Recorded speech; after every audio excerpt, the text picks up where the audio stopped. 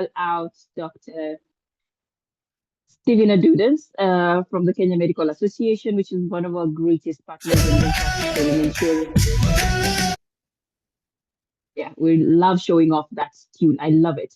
So thank you to all of our partners because KMA is one of our strong partners and they've been helping for quite some time.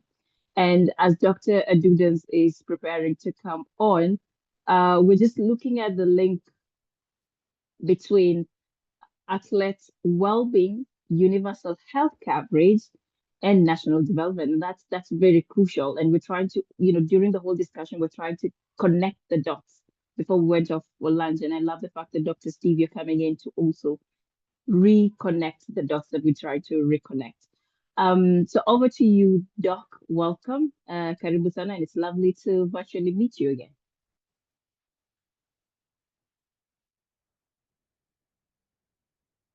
I'm hoping Dr. Adudens is here. I did see him. Yes.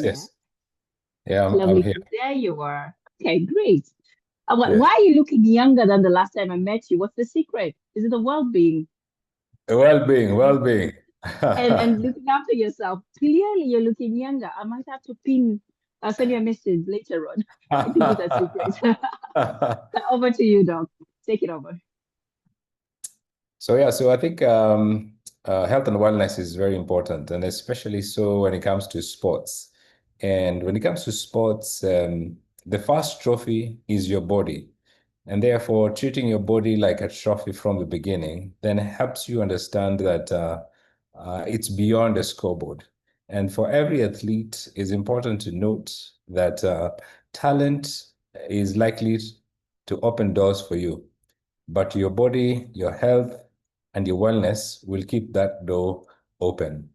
And therefore, powering your body rather than poisoning it is very important. And as you practice, as you have discipline, one of the things that is important is to know that your body is what is going to carry you beyond your career. One of the things that sometimes as athletes, you're not able to notice is a silent opponent in the field. And the silent opponent in the field is not the person you're racing against, is not the crowd that is booing you because you're in the opposite team. It's usually the silent threat of non-communicable diseases. And these non-communicable diseases creep in very slowly and silently. And some of this appear like stress, lack of sleep, sometimes chugging in a lot of energy drinks. All this alter the body of an athlete. And the end goal sometimes is not really good. Non-communicable diseases are likely and most likely will overtake the communicable diseases like TB, HIV, and malaria in Africa. We know that by around 2030, we expect non-communicable diseases like diabetes, hypertension, and even mental health to overtake communicable diseases in Africa. But therefore, what then do we do as an athlete? What do you do? One of the major things that one has to focus on is what I say, you slum the risk. And slumming the risk means you prioritize sleep. Our bodies are built when we sleep, when we rest. So sleep is important. Sleeping at least 7 hours to 9 hours per night is important. Sleeping less than 7 hours is likely to increase the risk for heart disease. The other thing is that sleeping more than 9 hours is also likely to increase the risk for dementia. Now, the other thing about slum is S, which is limiting sugars, limiting things like alcohol. When we limit sugars and alcohol, then we're able to ensure that our bodies are powered and fueled for what we want them to do. And sometimes sugars are good because our bodies run on sugar, but good sugars, complex sugars are what are important. Because complex sugars, like what we get from the, from our farms, are the ones that build our bodies. Why do we do this? Because we don't want to have insulin resistance. Now, the other thing about SLAM, which is now SLA, is active movement. Our bodies were meant to move.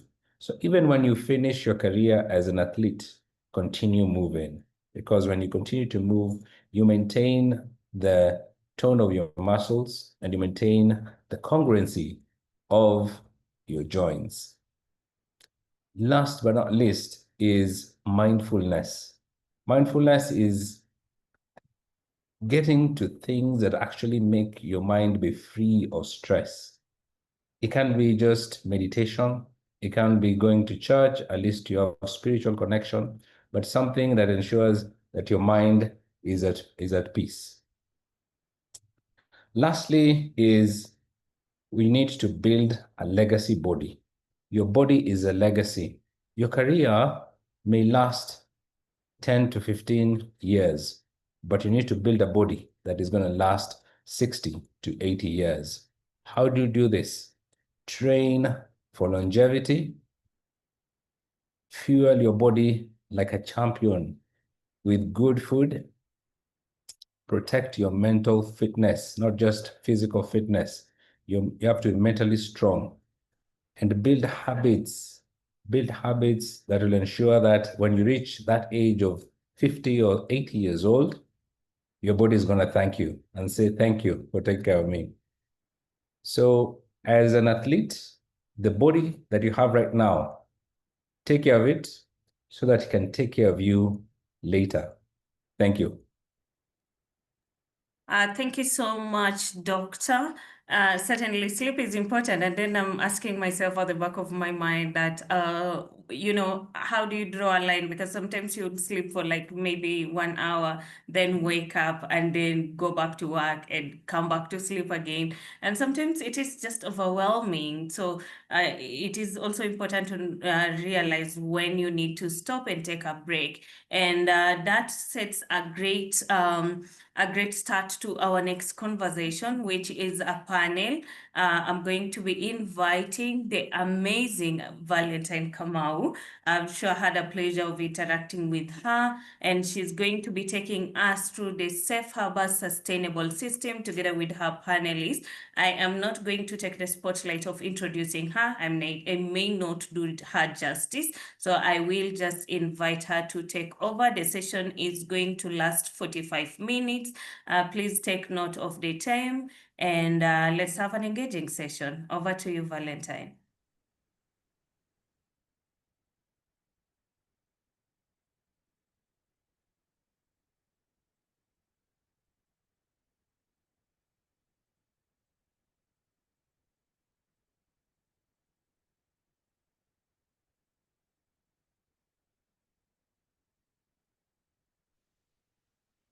Hi there, can you hear me now? I wasn't unable to unmute myself.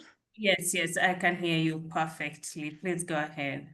Okay, thanks for that, Teresa. And I'm really honored to join this symposium. It's really been engaging from the morning, all the speakers there, and I've really enjoyed even listening to our keynote, Dr. Steve Adudans. So this session is Safe Harbors. It's just like what we've had during the day and even what Dr. Steve has talked about on why athlete wellness matters. Now, this session is about the how. We have three incredible architects of change with us today, and each will bring an essential piece of the blueprint. As I remember during the morning session, when Collins was speaking, he was talking about the vision, and he spoke about being a blueprint for a resilient generation. So from a proven model to a national movement. So this is just will be a session we'll talk about the how, and the first speaker will be Dr. Shadrach Opon. Is Shadrach here with us?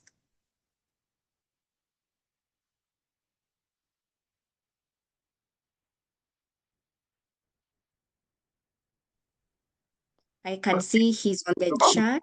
Yeah, I am here. Unable to unmute myself. I hope the tech team is able to take care of that. But I'm here, Valentine. Thank you. Okay, I can hear you now. So we will just get right into it. Perhaps just give a brief introduction of yourself, and then I will also let the other panelists introduce themselves, and then we'll just get right into the questions. Thanks, Valentine. I'm Dr. Shadrach Opon. I work with the African Venture Philanthropy Alliance as a program manager for health, where our mental health program is also anchored. Thank you, Valentine. And my apologies, I will be keeping my bandwidth issues. So. Okay. Great. I can see Stella is also online with us. Stella, over to you for a brief introduction. Hi. Good. Yes, Hi, Stella. everyone. Can you hear me? Yes. Hi, my name's Stella. I'm from Triple I Foundation. We have been working with YDP since 2023. Okay, thanks for that, Stella. So we'll just go back to Dr. Opon, and I am not sure if the representative from UNICAF is here. If perhaps Teresa or Collins, you can let me know. No, you can proceed. We don't have them represented. Okay, that's good. It will also save us some time and have a more insightful discussion. So I will just start with you, Stella, and given your background at the Triple I Foundation, what are the non-negotiable foundational pillars of a safe and nurturing environment that sport must borrow from education to unlock the athlete's full human potential? So what can we learn from the education, and how can we apply it to athletes, just to give the whole wellness aspect? Over to you, Stella. At Triple I Foundation, we aim to create environments where young people feel seen, supported, and challenged to grow, not just academically, but as a whole human being. From working with thousands of students worldwide, I've learned that safety, trust, and purpose are the three non-negotiable pillars of any nurturing environment. Safety means psychologically as much as physical safety. Young people must know that mistakes are part of learning, not moments of shame. So if they're not doing well, they still know that they got supported and they can continue to improve. Trust comes from consistent adult presence. Mentors and coaches are truly listen, guide, and respect each individual's pace of growth. When trust is there, the students or athletes, they're gonna learn and they're gonna improve and they're gonna consistently to practice and change. Last one, purpose. Purpose is what transforms efforts into meaning. When students or athletes understand the why behind their training, discipline becomes self-driven rather than imposed. If you talk with them or train them, you will notice that the students, if they're self-driven, then their performance is gonna be much more better than if they think that they're imposed to perform or practice or achieve certain achievements. So in sports, adopting these same educational principles could help us move beyond a performance-only culture toward one that values human development equally with achievement. That is how we protect and unlock the full potential of young athletes. Thank you. Great, amazing. I like the aspect of safety, trust, and purpose, and the whole aspect of a person being self-driven. I like those. I really like those points. And perhaps later on, you can further elaborate perhaps some experiences you've had, perhaps examples of how this has actually now even driven the athletes to the next level. You can touch on that a bit later. So thank you so much for laying that foundation on what it looks like for the athlete. And now let's talk about what happens when great ideas meet real world systems. And here we'll bring in Dr. Shadrach. So for you, Shadrach, where do strong policies, as pointed out by Stella, typically break down between the boardroom and the grassroots? Yeah. And what is the most critical last mile challenge that organizations like AVPA help to solve to ensure these policies protect people? So you can first touch on the first part of the question on where does this break down between the boardroom and the grassroots? What's the breakdown over there?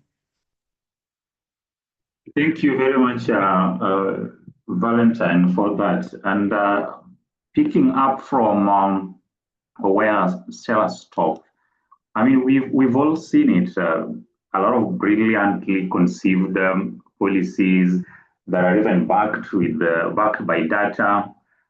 Some very good intentions and announced, on national platforms, but only get to fail later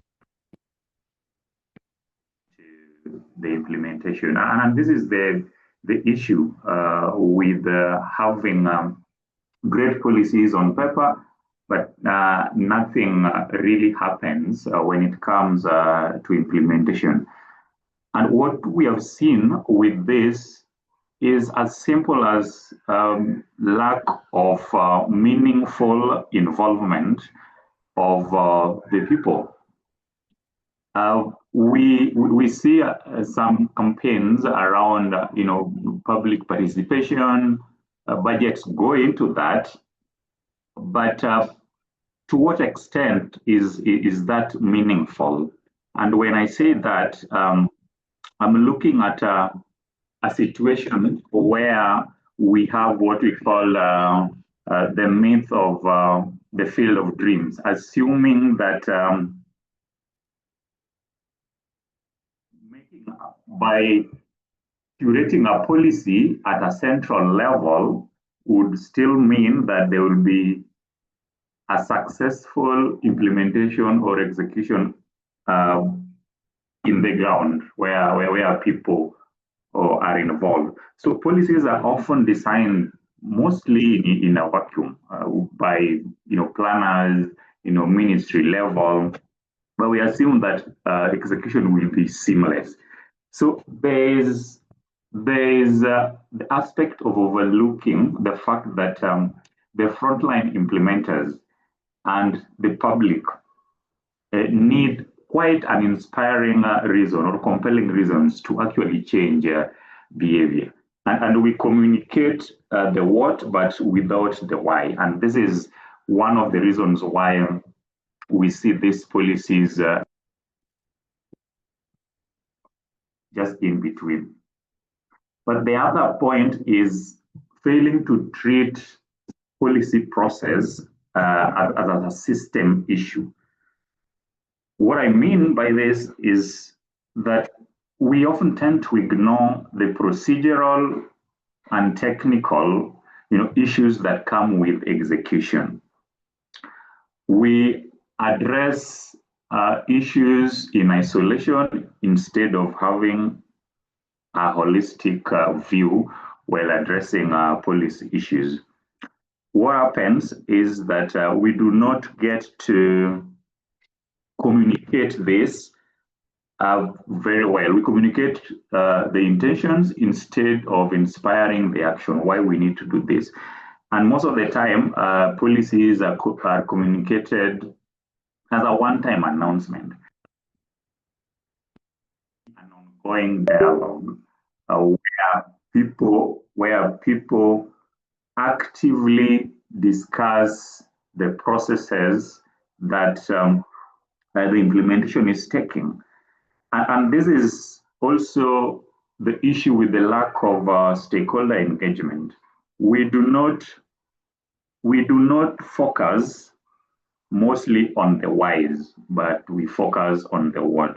So, for example, if we have a policy that involves the entire community, how do we segment the audience or the beneficiaries? For example, for citizens, I mean, there is a clear need to focus on what is in it for me perspective if we are going to have successful implementations. And this is something that a lot of policies, even those who are at the front line of implementing these policies, do we have a clear script or procedures or even frequently asked questions that can be used? We realize that policies that are being implemented, if you were to blatantly ask even the implementers of the policy what it is to get an explanation, you hardly get a clear cut of what the policy is trying to achieve, other than the overall generic intention that is communicated at a national level. Finally, failing to adapt to a consistently changing environment. We are having a lot of shift in the way operate from community needs keeps changing. So the way policies are crafted at national level without any agility, there's no test and learn approach which needs to be adopted, or even a pilot phase that needs to be understood before full national rollout. So that's it for me, Valentine. Please feel free to do a follow-up if one of the points was not clear. Okay, thanks so much for that, Shadrach. Your points are very clear, especially the aspect of policies being designed in a vacuum and how this needs to be improved. We need to communicate the what. We communicate the what without the why. So that why really needs to be communicated clearly. And the other point you also mentioned on lack of meaningful involvement of the people who are actually at the grassroots. So very clear points over there. Perhaps even the people who are online can also just voice their opinions on that on the chat, and we can look back on that. And now coming back to Stella, there's the point you mentioned on safety, trust, and purpose. So now I'll just link that to another question, and as you're giving your response, you can just marry it all together. So we've heard about the foundation that Stella spoke about, and what Shadrach has spoken about on the systems. So I'd just like now for you, Stella, tell us about one practical step that a sports federation should take in the next 12 months regarding this topic. What's one practical step they can take, especially based on this topic? And you can just link that, especially not to the 3 points you mentioned on safety, trust, and purpose. Over to you, Stella. Hi, yeah. The very first practical step is to build a child-centered protection and development framework inside every sports federation, modeled on what we in education call the whole student approach. That means establish one simple measurable commitment. Every young athlete must have at least one trained adult mentor who tracks not only their performance, but also their emotional safety, academic growth, and long-term goals. Within the next 12 months, a federation can pilot this through first mandatory mentor training in child protection and growth mindset communication. Second, monthly well-being check-ins alongside performance reviews. And third, partnerships with schools or young foundations to share best practices in safeguarding and leadership education. When sport learns to see every athlete as a developing human being first, excellence follows naturally, sustainably, and safely. Thank you. Thank you so much for that, Stella. Your points on the child protection, mandatory mentor training, monthly check-ins, partnerships are all really hitting home, and something that can actually be done on the ground very practically, and something that will be sustainable and even be scalable across even Kenya and across even African countries. So those points are quite relevant. And over to you, Shadrach. So for you, what would be the one practical step for Sports Federation to take within the 12 months? Of course, you can link back to your other points, especially about the policies being great on paper and perhaps not so great on implementation. Over to you, Shadrach. Thank you. Good. One of the practical steps, I mean, and this is quite important, if I didn't already mention it, is the significance, the role that meaningful stakeholder engagement plays in policy implementation. Now, on the role or on the significance of co-creating the implementation plan, with those who are actually affected and on the front line as well. If you look at traditional programming, what used to happen, and this is what we are now moving away from, what used to happen is that during problem or issue identification within a particular community setup, you realize that there is some sense of involving the community, and this has always been for the purposes of data or information. But when now solutions are being designed, this is where the communities then come, curate identify the issue, but then retreat to some hotel or boardroom somewhere to curate what a solution would be, then bring back that particular solution, which is literally imposed on communities. So this is what we need to move away from, and this is one of the issues that we are consistently communicating with the spirit of localization as well. We keep saying that communities understand the issues that they are facing, and they also clearly understand what needs to be done.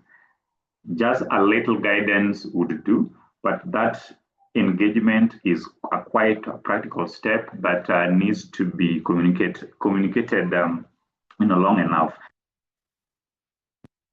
Dynamic risk management. I did mention that sometimes we roll out programs within communities without thinking about sustainability, efficacy. Will this work? Will this not work? So it's quite key that before we have this rollout, there's need for a pilot, a test. How would this adapt? Using real world feedback from the communities that are actually affected. But most importantly, we know that great policies don't fail because of lack of a vision. There is always a lack of connection. And this is connection to the people who are directly affected and people who implement these policies, the context that these policies are being implemented in, and the realities that are actually. Over to you.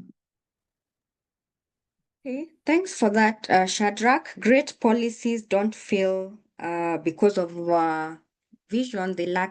They fail because of lack of connection. I love that. And I have a follow-up point on that. When you say meaningful stakeholder engagement, now like at the grassroots level, how would that look like practically? Is it like in form of focus group discussions, just to help everyone understand how would that actually look like now when we go to the ground? How would that be done practically, and now making sure that all these stakeholders are involved in that meaningful way that you're talking about? Sure. Happy to add to that. So let me give you an example of we have a lot of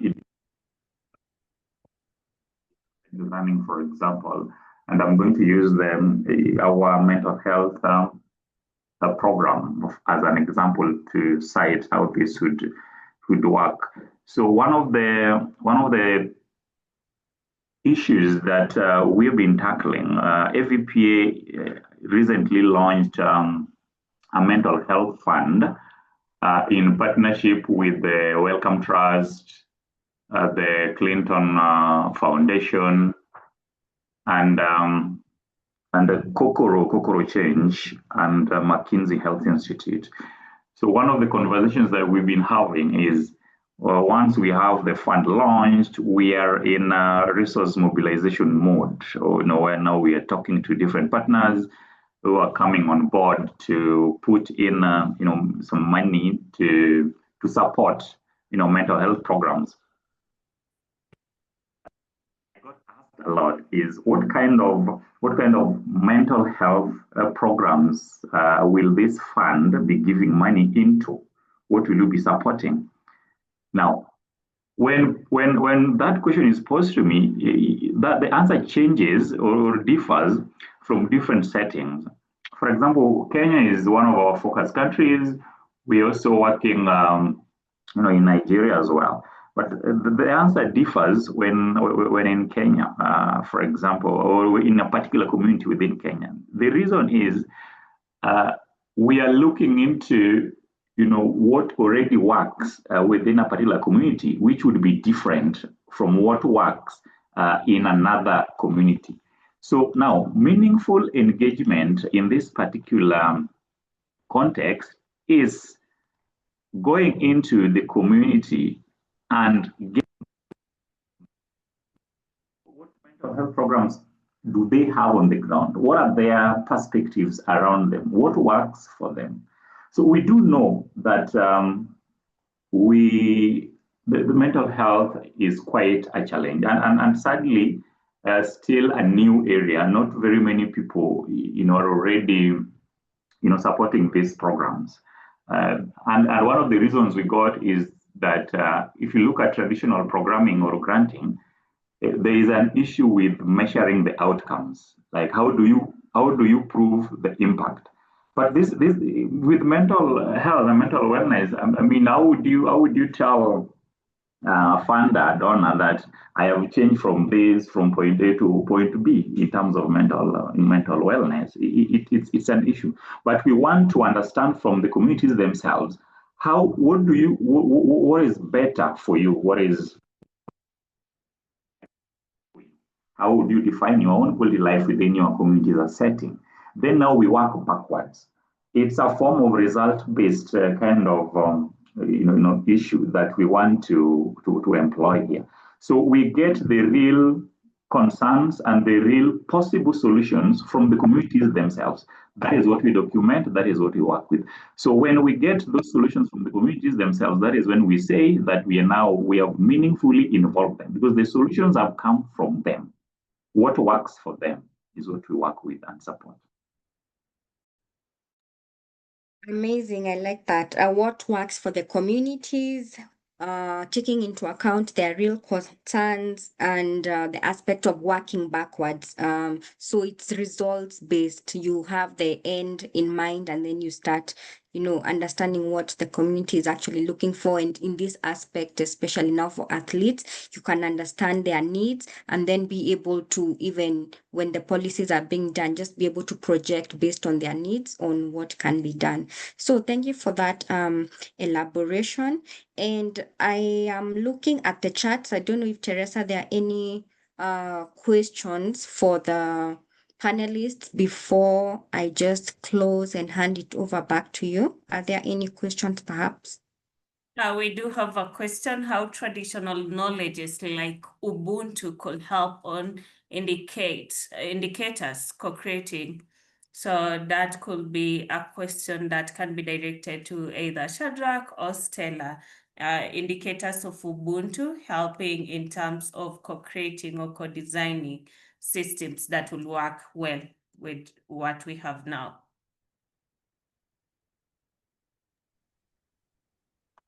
Great. Over to you, Stella or Shadrach. Anyone want to take a first stab at that question?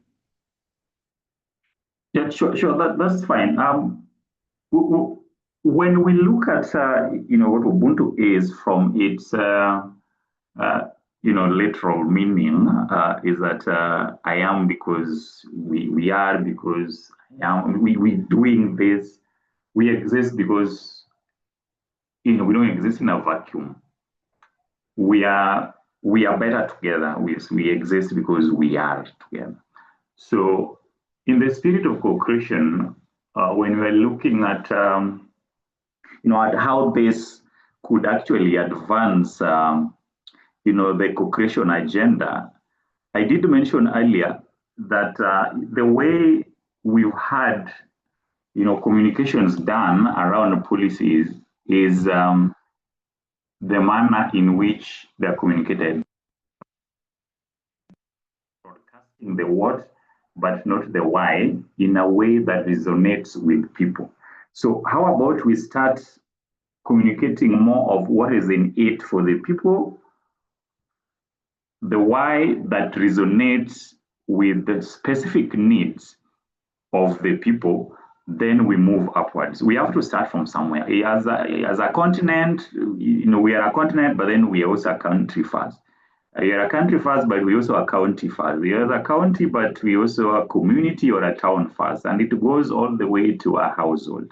So when we start from the very first unit coming up, then that would help, with the understanding of what really matters.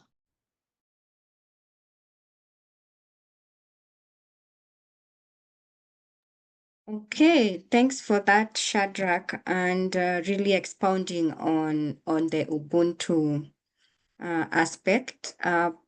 Perhaps I'm not sure I've seen any other questions. Teresa, have you seen any other question perhaps? No, we don't have any other question.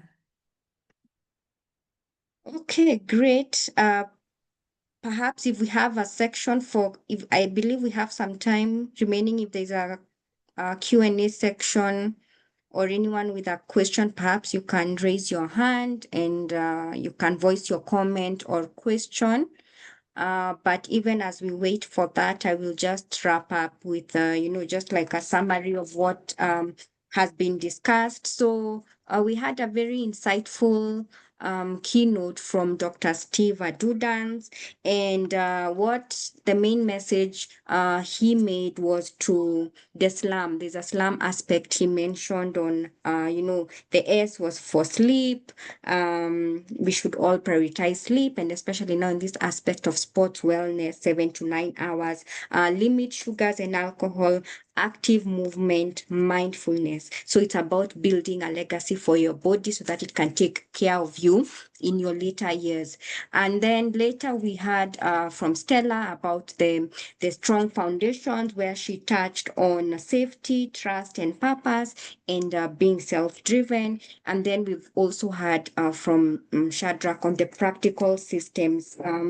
We should really focus on not designing the policies in a vacuum. We need to communicate the why, not only the what. We also need to meaningfully engage the different stakeholders, have a results-based look on these policies.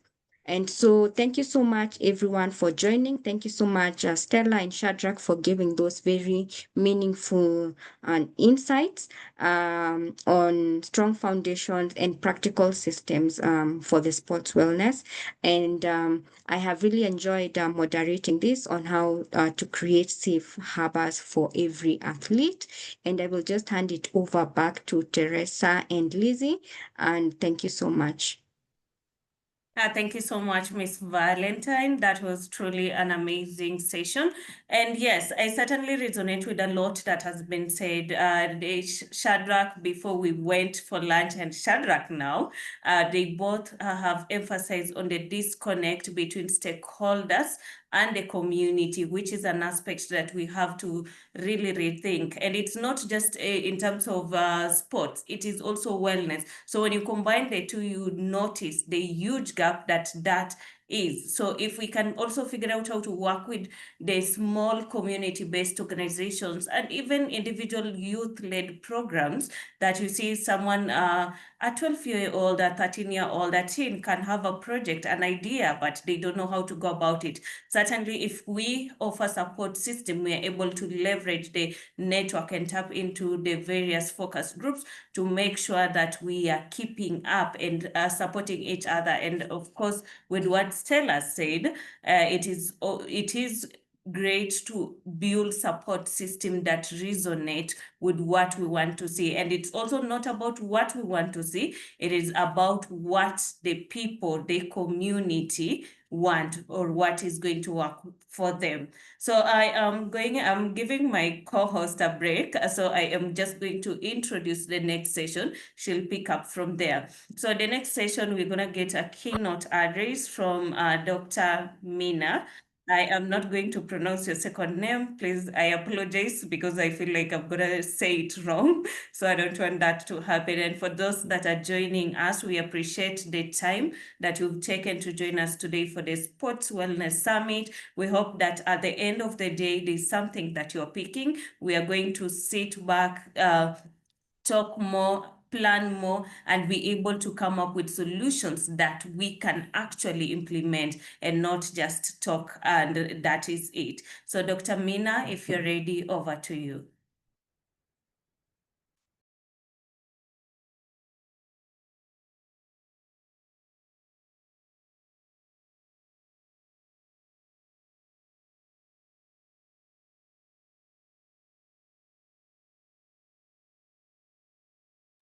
Doctor, you're on mute. Okay, perfect. Here we go. Yep, we're just trying to unmute. Thank you so much, Teresa. Appreciate the introduction, and it's wonderful to be with you all. Greetings from New York City. I just wanted to be able to share slides, if that's okay. To just share. Here we Yes, go. please Awesome. go ahead. Thank you. Um,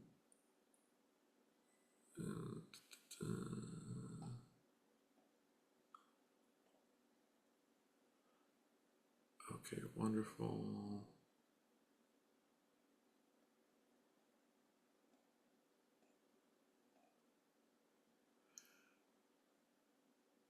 So thank you so much for the invitation. It's delightful to get to be with you.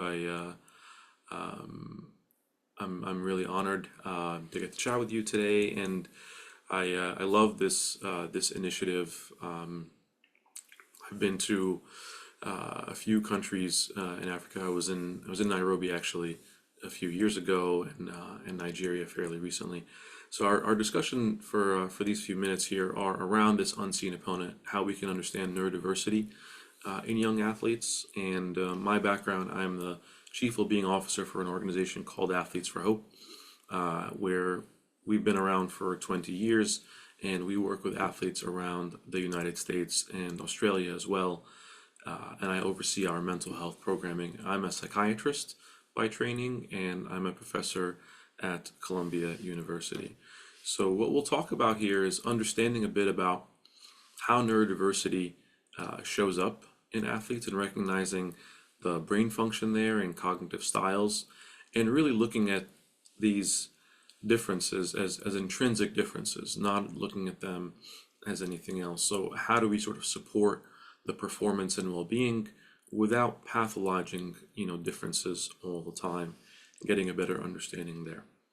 And I'll just briefly touch on a couple of these slides to kind of go fairly quickly. So understanding some of the mental health challenges, and I'm sure you've discussed this already throughout the day. There is this, the anxiety and the performance pressure, as well as the depression and identity struggles, which can be unique in athletes, and those are really key when we're looking at framing out and understanding resilience in the context of sports.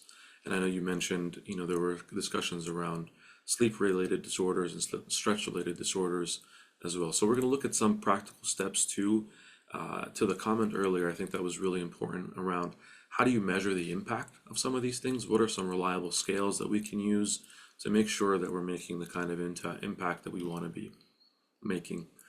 So if you're looking at kind of the process by which we can do this, one model that we can think about looking at this and kind of building this resilience in athletes, it begins with early detection. Anytime we're looking at any physical health or mental health disorder, you want to begin by seeing what's the routine screening process that we have, right? Is there a way that we are not just waiting for a crisis, but that we are asking the right questions beforehand, being able to have the screening in place and monitoring early, and then that can inform our sort of interjection as we intervene in an evidence-based way, and then we tailor this as I was hearing as well in that comment earlier as well, and customizing it, and then having the performance support that's integrated into the strategies for the athletes, and then lastly, making sure there's continuity.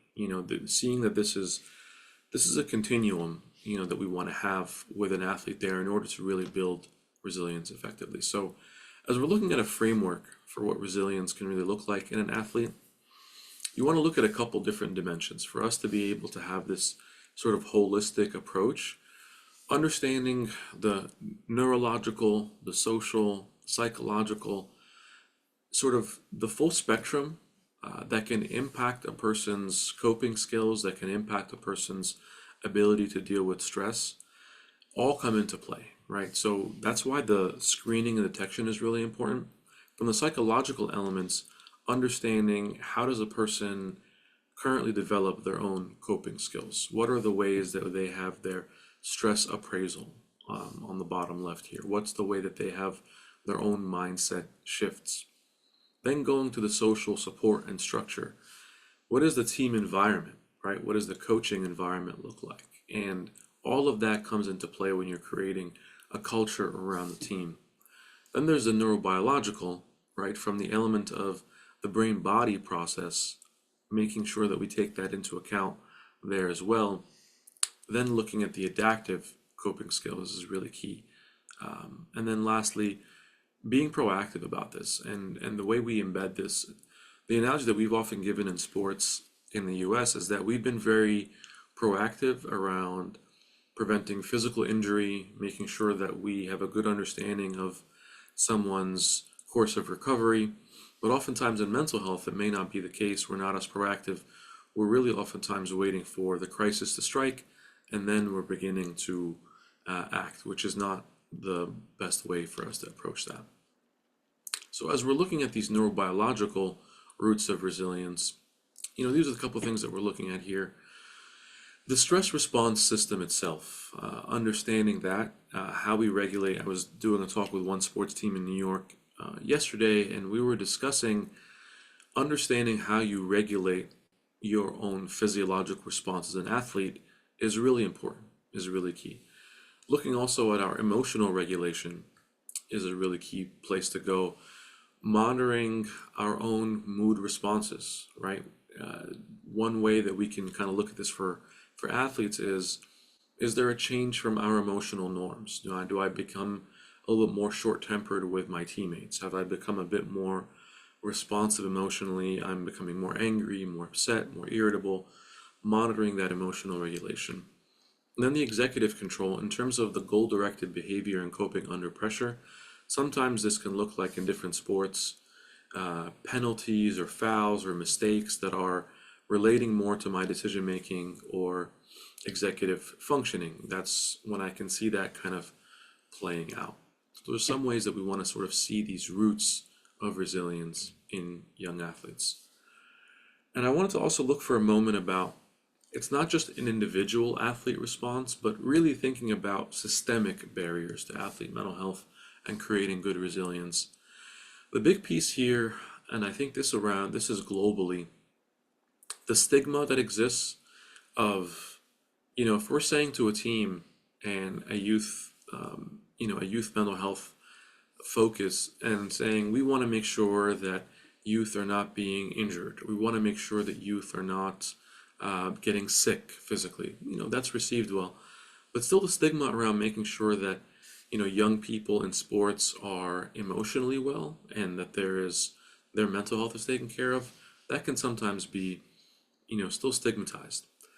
Secondly is, coaches and family are sometimes underutilized. And what I found a lot from coaches, parents, or those who are supporting young people is they'll say, well, even if we want to be utilized, we still don't really know what to do.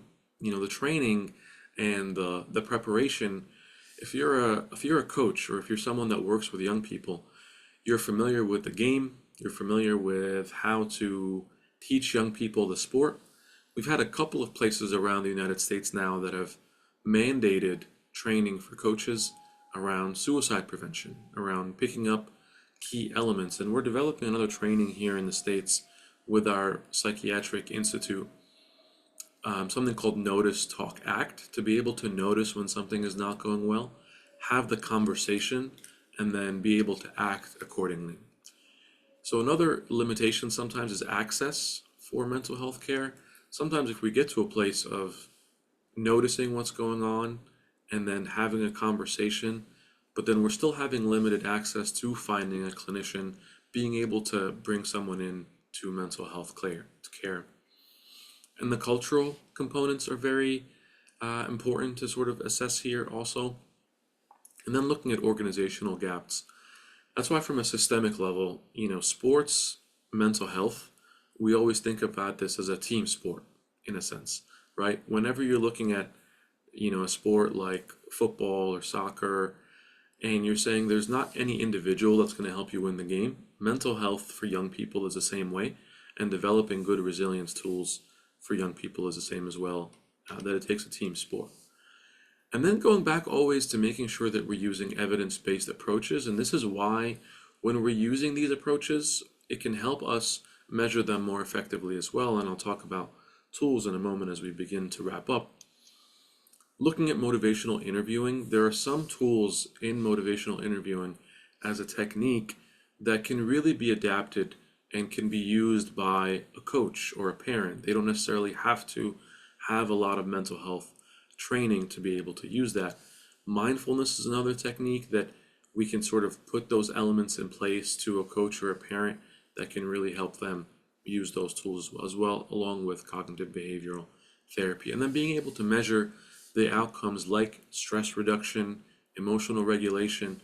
We have a way to track that. We have a way that we can see from the beginning, the middle of the season to the end, how our intervention has made a difference. And what this can kind of look like when we integrate it are a few ways like this along this continuum. First, it's curriculum integration, meaning, we're adding modules. For example, as I was mentioning with the team I was talking to yesterday, we have meetings every Monday where I sit with the team and I walk with them through stress reduction, mood changes, sleep changes, and we have this sort of consistent training that we do with the team, and that helps reinforce the message that this is a curriculum that's part of your practice, the same way that you practice, the sport itself that you're doing. You want to get better at your practice, whether that's kicking or running, whatever the case may be. There's a way that you can practice the mental health skills. And then staff training is really important, as I mentioned, how you put that in place to make sure that the whole staff understands what mental health training looks like. And then a referral pathway, right? When I train the staff and I train the team, and in a moment when I need to be able to get help for the young person or the athlete, what's the process? What's the step? What's the road, for somebody to be able to get care? Ideally, then, if you can have on-site support, one of the things that are really helpful, the same way that we've developed over time in all of sports to have physical medicine present, right? Because if somebody's injured, you have to respond right away. If somebody hurts their knee, having that as well on a mental health front really makes a difference. And all of that leads to a change in team culture. This is a little bit of a busy slide, but I just wanted to kind of underscore as we wrap up how we tailor this. So it's the assessment part is really key, and then the goal setting, designing the environment, and having that be the way that we adapt the communication and then deliver it to the staff and the players. So that's just kind of the continuum from the assessment to goal setting to communicating is what will bring us all together. And just hallmarking here, as I'm saying, the way that we can have the clinicians, the coaches, the athletes, the staff all come together is the way that we can help them understand that this is truly a team sport in an integrated way. And then lastly, I think only one slide or two left is just when you're going to promote this psychological flexibility, for athletes from neurodivergent backgrounds, as well as being able to have this resilience for athletes. First, it's creating the flexibility, which is the capacity to adapt. And one way that you can do that is by using these mindfulness techniques that can be brief, focused. Using acceptance techniques is also really good. And then training this mental agility, the same way that we train athletes to be stretching their physical body, you stretch a muscle. There's a way that you can train yourself to stretch from scenario-based drills. When this happens, how do I stretch my response? And then developing this emotional regulation tool through things like breathing exercises. We were going through a lot of that yesterday with the team of how breathing can be a way you can change your heart rate, and that can be a way that you can modulate your physical symptoms as well, and then being able to measure that progress. I'm going to just go to one more slide for the sake of time. I don't want to go over here for this one. I wanted to just get to the measurement piece, to the question that was raised earlier. So some of these scales that we have, whether it's the PHQ-9 that measures depression symptoms or the GAD-7 that measures anxiety symptoms, other rating scales that look at quality of life or other performance indicators, when we give these rating scales to athletes and we get a sense of where they are sort of in the beginning, middle, and end of the season, it helps us track where they are and refine our program so that we can measure it really well there as well. So lastly, I'll just say sort of as our call to action as we're integrating these personalized frameworks, this is one of the ways that we can have a robust sort of science and compassion approach to this resilience building program. So thank you so much for the time to present the keynote to you here, and I'll stop sharing from here. Thank you, Doc. And what I like about the program, ladies and gentlemen, if you have not noticed from morning, kind of feeds into the next session. So we started off quite broadly, then we started narrowing down, and now we're focusing more on the athlete as an individual. But we're figuring out a lot of things because Doc, there's a session that was talking about body, and that was Dr. Adudan saying, take care of what you have now because it might cost you later if you don't. And then the next session that was moderated by Valentine was more around, even the system around it, the people around the athletes plays a critical role on how their well-being and mental state is. And you're coming in and saying, there's a lot of things that affects, and we need to look at it from a 360 perspective. It has to be all systematic. There's so many parts that feed into the athlete as a whole. And I really do appreciate that, Doc. Thank you very much for that keynote. And we've seen a lot of comments around presentations. So please feel free to send your presentation across.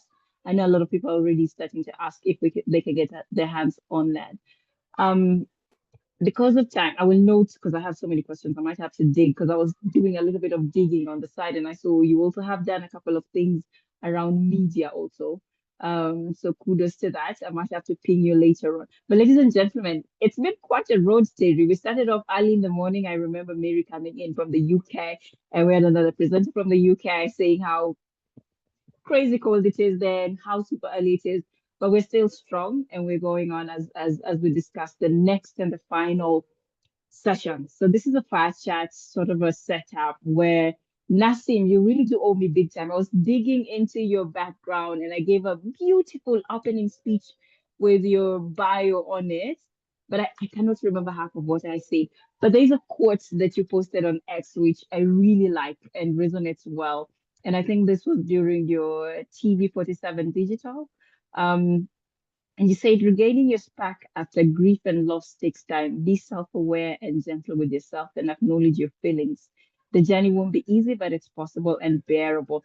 And you're a psychologist, Nassim. So I'm pretty excited about knowing more about what you do, but also how bridging the divide, how integrated sport-based programs build lifelong resilience. And I like the fact that from morning till now, Terry, the word resilience has been coming. Even Dr. Mena just mentioned, and I know UNESCO also, the youth representative said culture, if we carry on with it, it builds resilience. So the term resilience is something that's really coming up as we talk about sports wellness and all that. So Nassim Kata, a psychologist, a founder and CEO of HAGS Foundation, and quite popular in the media fraternity. So Nassim, I'm going to hand it over to you. You have a couple of minutes. I know we need to wrap up today's session by 4 p.m. So I think 30 minutes or so for your session. Yeah, and I sent you a LinkedIn connection. I don't think you've accepted that yet, but you know what? I'll ping you later on that also. Nassim, Uh, over to you. Lizzie, do you know why I'm laughing? I'm just laughing because you've given this amazing speech and presentation, and unfortunately, we don't have Nassim. So, Really? but I didn't want to interrupt you. It was so good, so I just wanted to keep listening I and rehearsed. selling your CV. So, unfortunately, you lose a point. So, we're gonna hand it Ooh. to Joy Gasheri, Miss Gasheri. If you're on, could you please come up next? I haven't done a bit of digging about you, so I am not going to attempt to introduce you, but I know Lizzie seems to be master at digging information. She might have information, background information about you. She's our DCI or CNN or something. So maybe Lizzie has that. She can give us a background if she does. If not, please take over this session. Thank you. All right, good afternoon, everyone. Thank you so much for this opportunity. My name is Joy Gasheri. I am a psychologist and an administration officer at HAGS, and I am representing Nassim, who is also a psychologist and the founder and CEO at HAGS. And the introduction you gave was very beautiful. I will make sure to tell her that she had a very good introduction over here. Please do. Yes, thank I you. will. So I will be moderating this coming session. And this session today is about building the foundation of all great teams. So the connection out of everything that we've been talking about, how do we bring in the connection? And we're privileged to have a unique panel that represents the complete blueprint for inclusion, from the clinical science of the mind to the global evidence of what works, and down to the practical tools for the playing field. So on the panel this afternoon, we have three great individuals. I will give a brief introduction of what each will be tackling, and then I'll give each of them a chance to just introduce themselves, briefly tell us who they are, what they do, and then we can get right into the questions in the interest of time. So we have Dr. Meena Mahom, who just spoke a few minutes ago, gave very great insights, and he will be providing the foundational scientific and psychiatric understanding of neurodiversity and mental resilience. He will also help us understand the why behind the need for inclusive frameworks and psychological safety from a clinical perspective. And then we have Louis Jule Hansen. I truly hope I'm not butchering your name.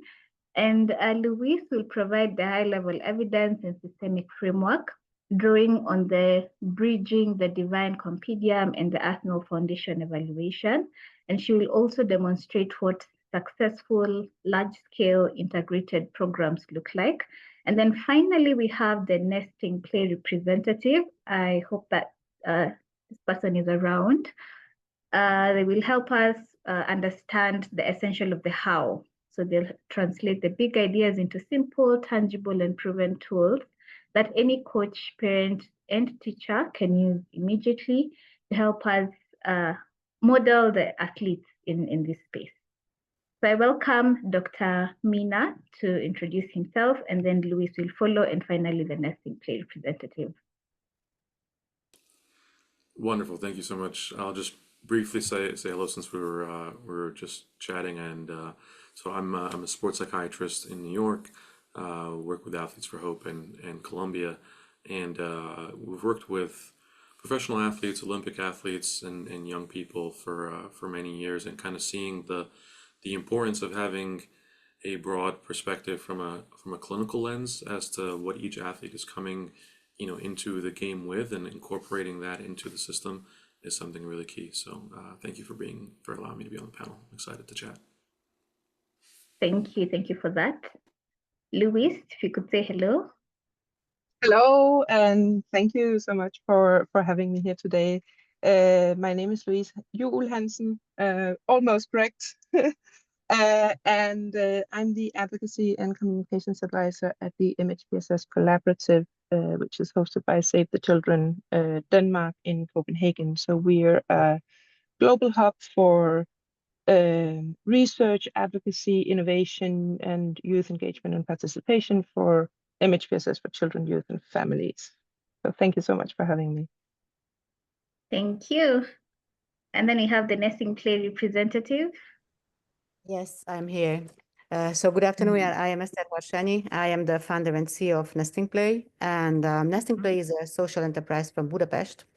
And we are focusing on children, as Dr. Mina already said, those who have got attention span difficulties or sensory issues difficulties. And we are supporting coaches how to work with these young athletes, how to observe and how to support these children, not to lose their attraction or attention in sport, but being involved, because being involved in sport is a basic human rights. And we are here to support children that they can fulfill their rights. And I will share some insights that how we support coaches in the pitch field. Thank you. Thank you for that. So we'll get straight into the questions. And I'd like to start with Dr. Mina. Yeah, let's start with the science. So from a clinical psychiatrist perspective, what would you say is a one-size-fits-all coaching model, so often detrimental for neurodiverse athletes? And then help us also understand what is the foundational principle of psychological safety that they need, not just to participate, but to truly thrive and build resilience? Yeah, that's a great question. I think because we're used to having these sort of one-size-fits-all approaches for for athletes, I think it begins a little bit both for the psychological safety as well as moving from a one-size-fits-all to more of a tailored approach is education on the team level, right? When you're doing education for the team, coaching, staff, because to their credit, sometimes there's just not necessarily a knowledge that there is a child with a unique need, or that there is a way that they can respond better, to the coaching or practice. So clinically, we walk through this from an educational and curious lens. Anytime we're walking into that team and saying, here's how we can help you understand, the same way that you want to be able to understand that some young people are better at offense versus defense, or this position or that position, understanding sort of the diversity there of how the brain can work is a way that we can guide a team into creating a culture. And then when you create a culture, that's really what can move us towards psychological safety, because ultimately the principle here is, for me as a young person, to feel like I can speak up, I can speak my mind, I can be my full self, and I can be supported. that's the environment that I can thrive as a young person, and not to feel like if I don't do exactly what my teammate does, then I am less than, or I begin to say things to myself that are detrimental, and I feel bad about myself because I don't do what he does or what she does, and that begins to impact sort of my personal self-esteem as well. So the onus and the responsibility of creating that culture of safety, and for psychological safety in particular, really goes to the staffing and the team. In the same way, we give the analogy almost for teams of, you want to create physical safety, right? You don't want to create an environment where children can be in a place where they can be hit by a car if they're trying to play, right? Or if something that can happen that can physically injure them. You take those steps to make sure if they're young children that they're protected physically. What steps can you take to at least have this in the forefront of your mind to create that psychological safety as well? So all of it comes back to broadening the way that we do education and training, and then taking that one step further to make it a sustainable effort and saying, we're going to create a culture here within a team, because that's what is most sustainable for you, is creating a culture for the team and the environment. That's what I would say there. All right. Thank you for that. I love what you said about understanding that neurodiversity includes people with different strengths, and how it's important even for the coaches and the teachers to understand that different players have different strengths. So if we understand that, then you reduce the chances of getting psychological harm, emotional harm. That was very, very insightful. Over to Luis. Would you help us understand how, drawing from the powerful lessons in bridging the divide and your Zatari evaluation, how do you integrate sports programs becoming the practical solution for building inclusive teams? And crucially, how does this approach serve as a preventative measure, building the mental resilience around athletes? Thank you so much. I will try my very best. I'm representing the works of others, so I feel a great responsibility of doing it correctly. But first of all, thank you for shining this light on neurodiversity in sports, which I think this is the first time I've heard neurodiversity being brought up. So while I'm here to sort of give a helicopter view on bridging this divide, I want to start out with something a little bit more personal. Because when I was a child and a teenager, I hated sports. Anything involving a ball and a team made me feel so lost. And I never really questioned that until about 5 years ago, when I was diagnosed with ADHD. And I started looking back at my life through that lens. And many people with ADHD are very sensitive to this feeling of rejection and failure. And many also are a bit clumsier and a little bit less coordinated in how we move. And I have a double whammy of both, and that's not exactly a recipe for joy on the sports pitch. So understanding this has helped me figure out what does motivate me and how I can actually start enjoying to move my body. So I no longer measure success in swimming by how fast I am compared to other people in the pool. I measure it by how I'm doing compared to last month. Am I breathing better? Am I a bit stronger? Have I unlocked a new skill? So my dopamine doesn't come from trophies, it comes from that feeling of progress. And I'm so lucky to have a coach who's all about helping us unlock new skills at our own pace. So that's my story. So now I'm going to zoom out to the bigger picture a little bit. We know that physical and mental health are closely connected for children and for adults. I mean, nobody in this gathering would disagree with me on that one, I think. So when we started looking forward to what the UN high-level meeting on NCDs and mental health, my team and I at the MHPSS Collaborative, we felt that something important was missing. We didn't really see any conversations about children and young people, and especially those growing up in humanitarian or fragile settings. So we partnered up with our friend and colleague Sabrina Amosilla from the Mailman School of Public Health at Columbia University. And we started inviting contributors from around the world to share their perspectives on this two-way relationship between NCDs and mental health for children, youth, and families. And the result is this compendium called Bridging the Gap. I've put a link in the chat to it. The compendium describes, for example, the child with asthma who sits out of the game, or the teenager who's constantly adjusting their insulin while also wrestling with low mood and worry. So for these young people, physical and mental health aren't two separate things. They are completely one tangled experience. And across the contributions in the compendium, there is a very clear message. The relationship between non-communicable diseases and mental health is bidirectional, and it starts early in life.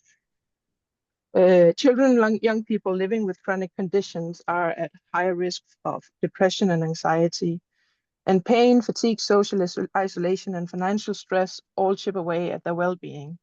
And in the other direction, poor mental health makes it harder to stick to treatment, harder to stay active, to eat well, or to avoid harmful substances. And that raises the risk of NCDs and makes existing conditions worse, so it becomes a vicious cycle. And adolescence is a particularly important window. It's when we start forming lifelong habits around movement, food, substance use. And it's also when many mental health problems first appear. And in many fragile and marginalized communities, young people face a double threat: increasing NCD risk and high levels of unaddressed distress, while services are often fragmented and hard to reach. So what do we do about that? Overall, Bridging the Divide argues that treating body and mind separately is both ineffective and inhumane, and that integrated care is possible even in low resource and crisis settings. There are a few big ideas that come through again and again. First, mental health support needs to be part of routine NCD care for diabetes, asthma, cancer, hypertension, and so on. That might mean brief psychological support, support groups, or simple screening tools in primary care. Secondly, we need to train non-specialists and community actors. Nurses, community health workers, teachers, and sports coaches can all play a role in noticing distress, offering basic psychosocial support, and connecting young people to further help when needed. Thirdly, services work better when they're both youth-friendly and co-created. When young people help design what support looks like, and when different services are brought together in one accessible, welcoming space, they're much more likely to show up and to stay engaged. And finally, we should use everyday platforms like sports as low stigma entry points. The football pitch can become a place where we quietly integrate conversations and skills around coping and connection and well-being. So, I'm running out of time. I want to share one example of that kind of approach, which is the Coaching for Life program in Jordan. And I can't take any sort of credit for this amazing program. It was implemented by Save the Children Jordan and Save the Children UK, and it was funded and supported by the Arsenal Foundation. But we were the ones evaluating the program, and therefore I can say a little bit about how powerful programs like these can be. So Coaching for Life brings together Save the Children's child resilience approach and Arsenal's Sport for Development model. And it uses football as a main tool to support young people's well-being. It also involves caregivers in the wider community, for example, through mini leagues and activities, and encourage families to participate and cheer the children on. And to support sustainability, former participants are trained to become junior coaches, stepping into leadership and becoming role models for others. So what did we see when we evaluated the program? We saw that many of the participants said that they had developed new and closer friendship after joining. They felt less lonely, and they felt more like they belonged, not just on the pitch, but in their families and communities too. Some became more interested in socializing and group activities and felt more at ease in social situations.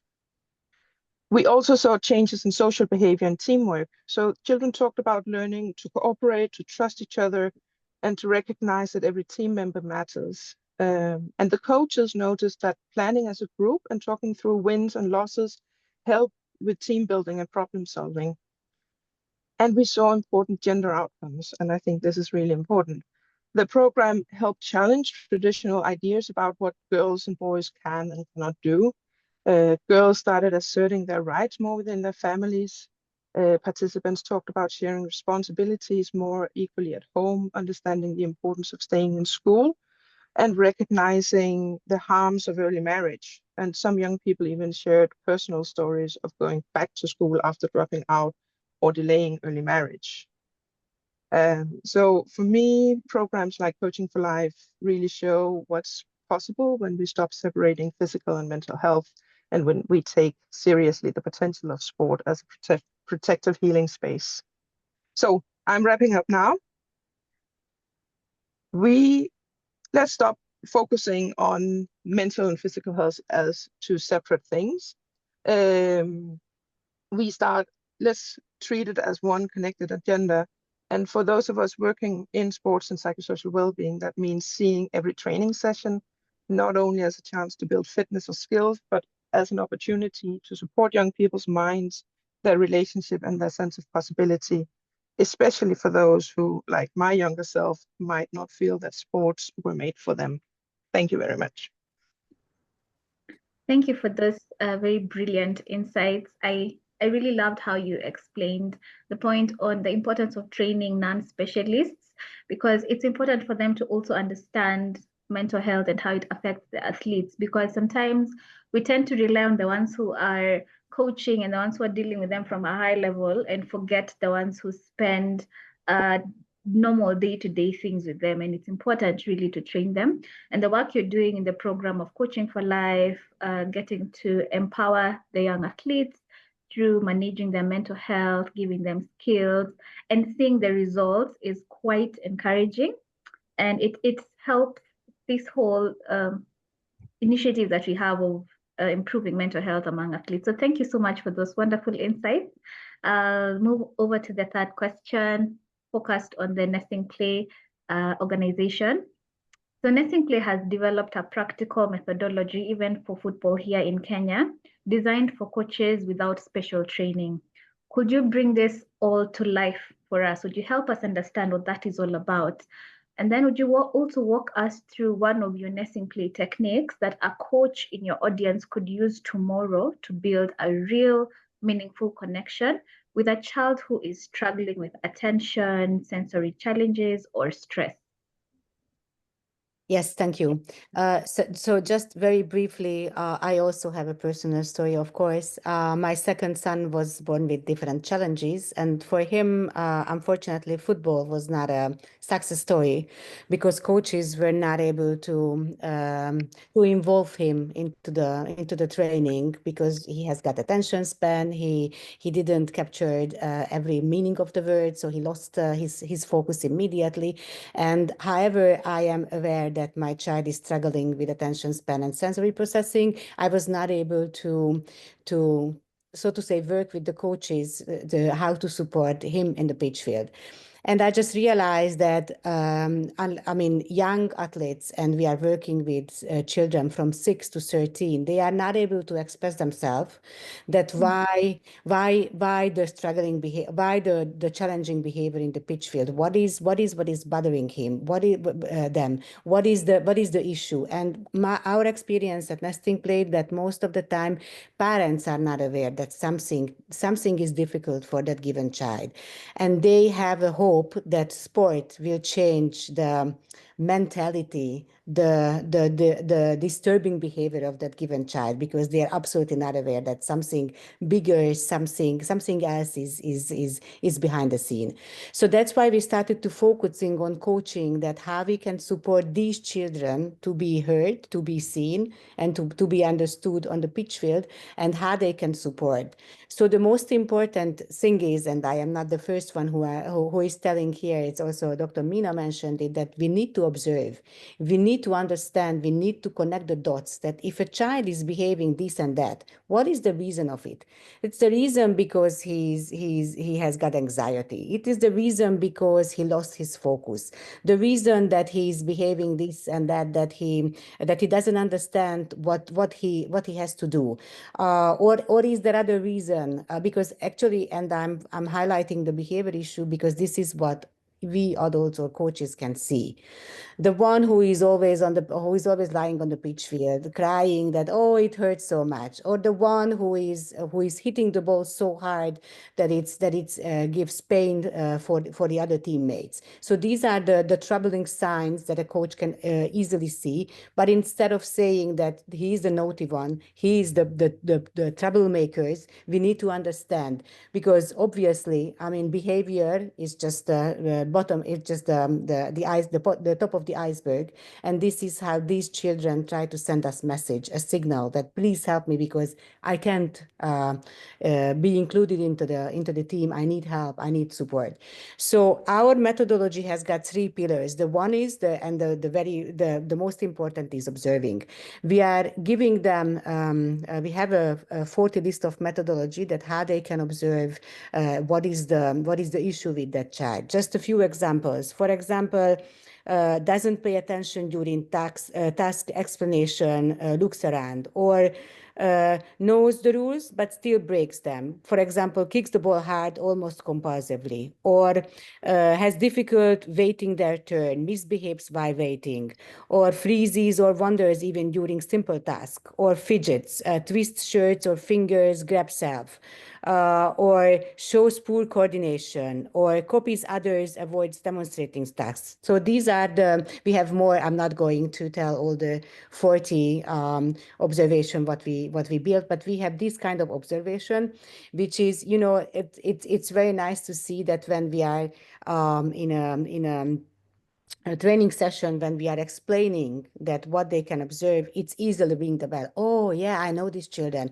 I have this and that children in my team. I know who you are talking about. So this is not, it's not something coming from the shadow, but they know exactly. The coaches know exactly. They just cannot find the words, and maybe, as I said, because of not so good coaching habits, they are consider these children as misbehaving children. So first is observing, and then we help them to understand that what is troubling with these children. Something happened at home, then they come to practice. Something happened at home. If this will disturb them, or he's not doing what the coach is asking because he did not understand, or he's just lazy today. They need to understand the coaches.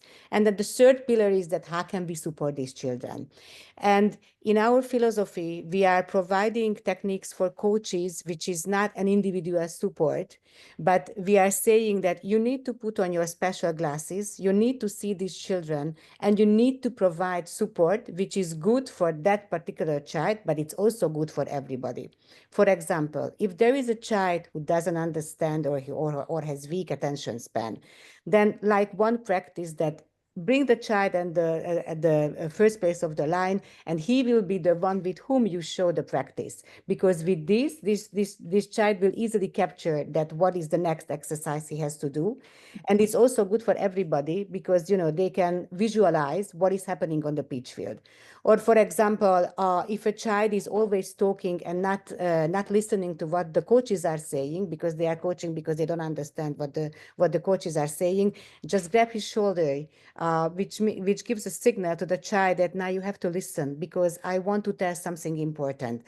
And we are using supporting tool, which is fully inclusive. So we are not grabbing out these children. And we heard that coaches that they don't like practices that it's stopping their, how they imagine the training. So everything we provide for coaches, it is that they can easily build in their training activity, whatever they planned that day.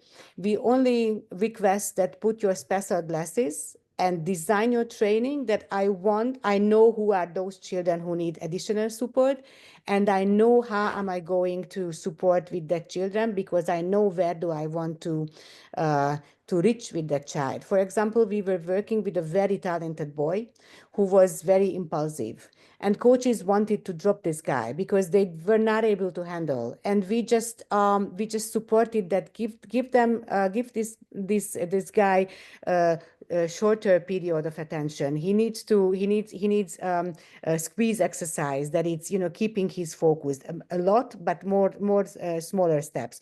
So with these advices, the guy was able to cool down and not be so hyper, or not be so impulsive, and he got the attention what he needed. So he was able to reach his full potential, and he was able to he was able to stay in the team, and it was a success for him, and it was also a success for the coaches that they did not lose a talented one.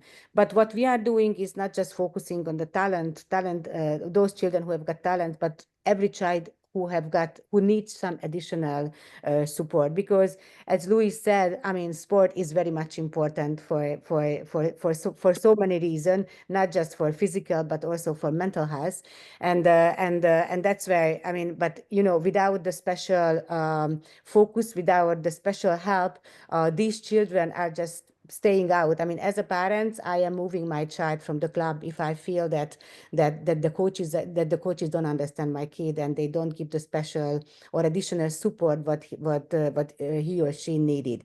So it's a win-win for everybody if we provide that special lenses, if we provide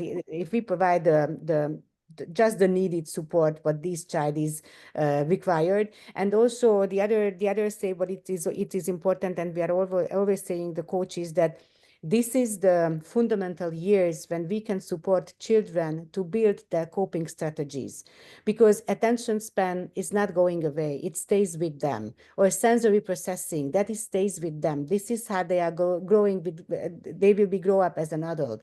But for coaches, it is utmost important to provide them the coping strategies, that how they can navigate through life, and what could be the best environment, like doing a sport that a child loves the most. Being part of a football team. Every little boy is want to be the next Messi, the next Ronaldo. So this is their vision, to be a football player. So let's support them to be a football player. If not Messi and Ronaldo, but they can really fulfill. they can enjoy themselves, find friendship, because most of the time they really left out from everywhere, because it's hard for them to engage, it's hard for them to include, to get connection, and this is the role of coaches to find this. And so this is, for example, and also the other thing, for example, what we do is so many times coaches are complaining that young athletes, they are not able to form a team. So we are providing them, for example, cooperative games at the beginning of their session. It's most of the time they are competing with each other as the young athletes, but we support them with different games, that how they can cooperate with each other, to see that what are the strengths, the weaknesses of each athletes, to shape a team, and that it in young ages like U8, U9, or U10, this is very much important. This is how they can be a team, and they can grow up as a team and rely on each other. Well, we have more supporting techniques, but I guess I don't know, because the timer is not running. I don't know how much time I have, but I don't want to waste time. If you have any request or question regarding how to support coaches, I put the chat, our website, so you can always ask. We have a 40 list of how to support coaches, what you can immediately do in the pitch field as a coach. Thank you. Thank you so much for that.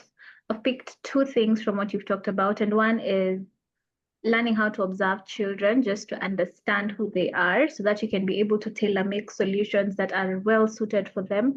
And the success story just goes to show how important it is for the coaches to understand how the children are, and the importance of them working with the strengths of the children, instead of dismissing them or canceling them out just because they're not fitting into this box that has been put, that children are supposed to be like this. So thank you so much for sharing those wonderful, wonderful insights.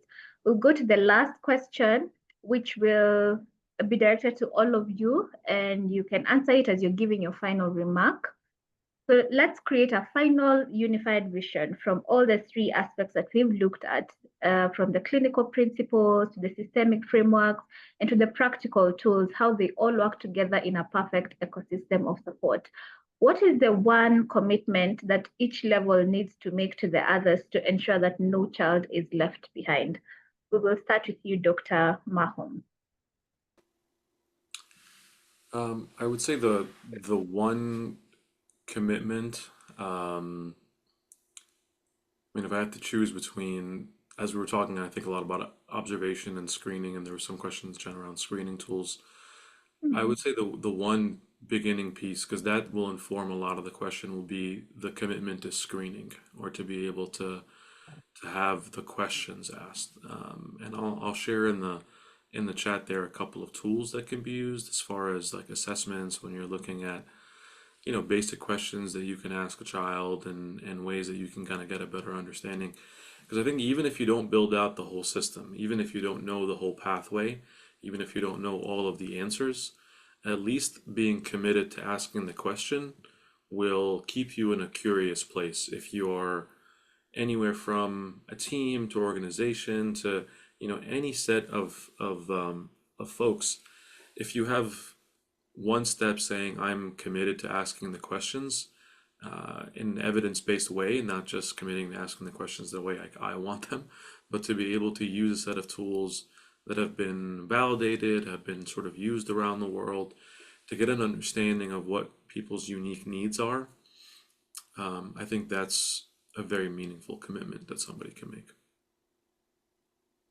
Thank you for that. Luis?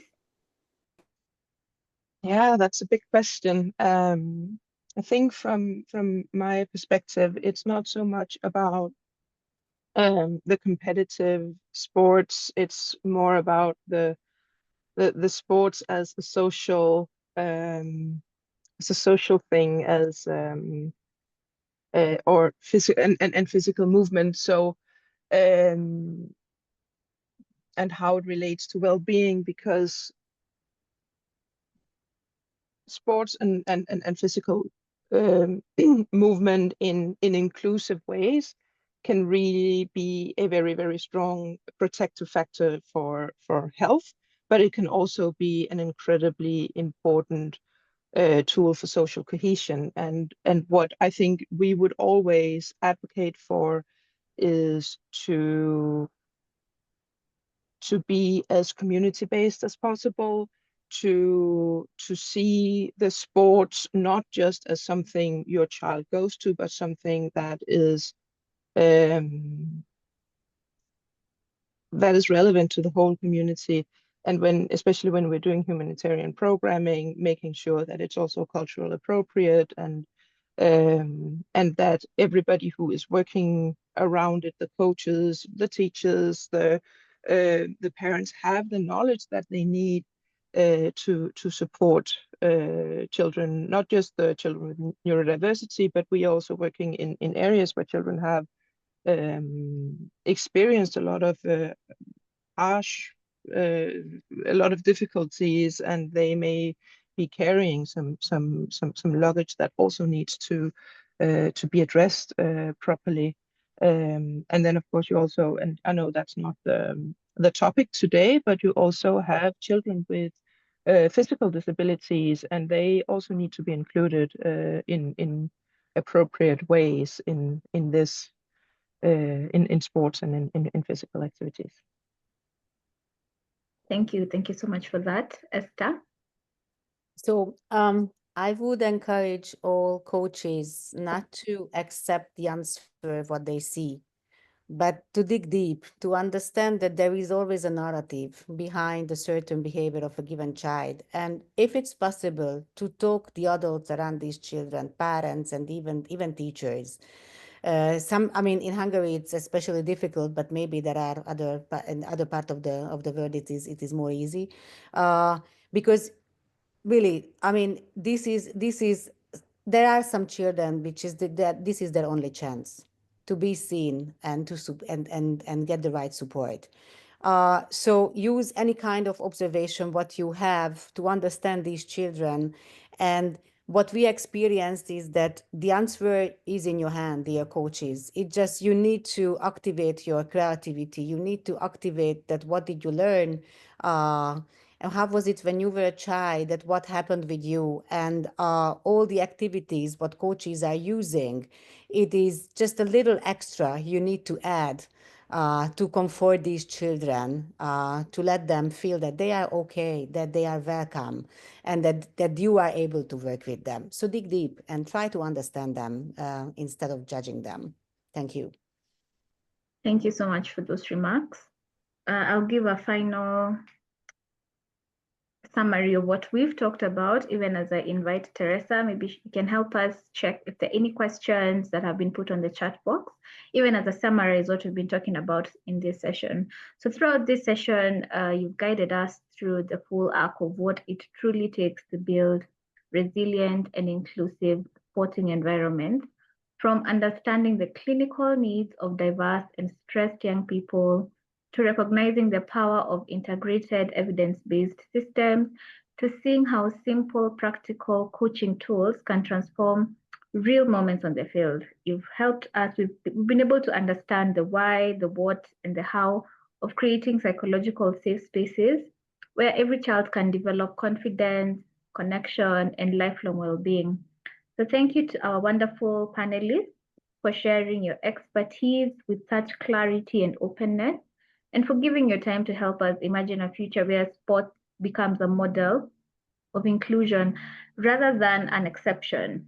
Your insights have not only deepened today's conversation, but they've set the tone for what meaningful, effective, and human-centered sport can look like moving forward.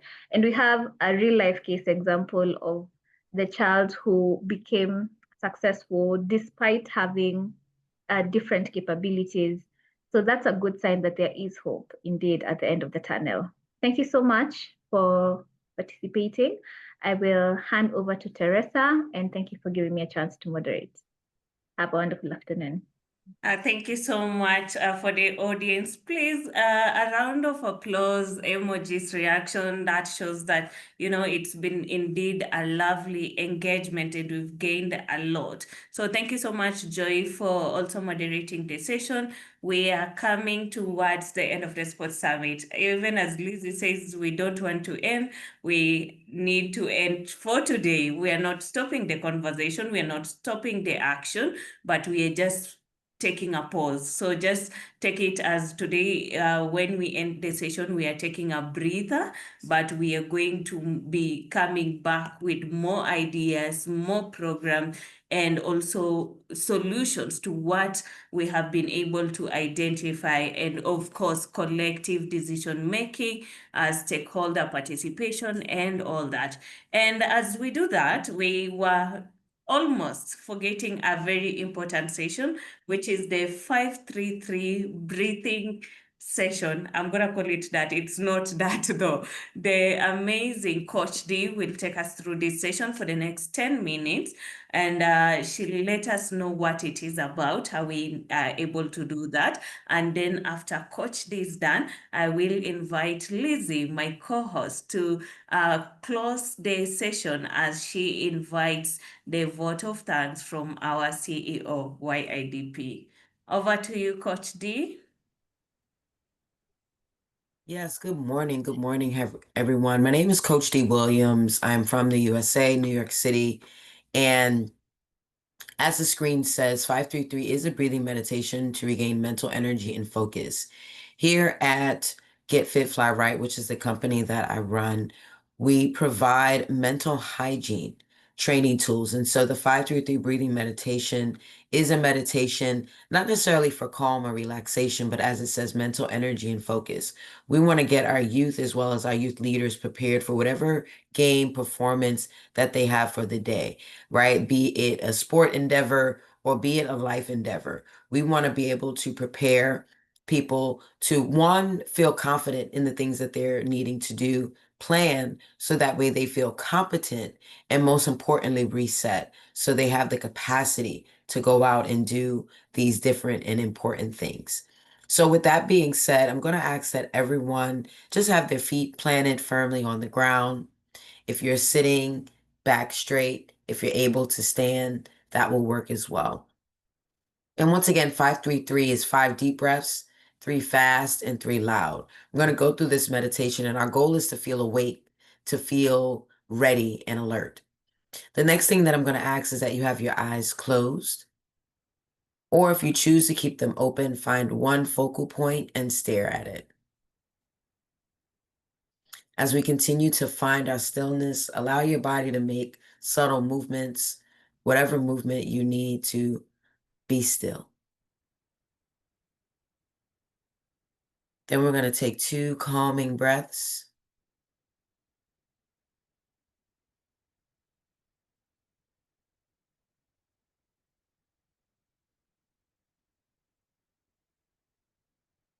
Once you're ready, we're going to start with 5 deep breaths. We're going to breathe in through the nose and softly out the mouth. You may begin.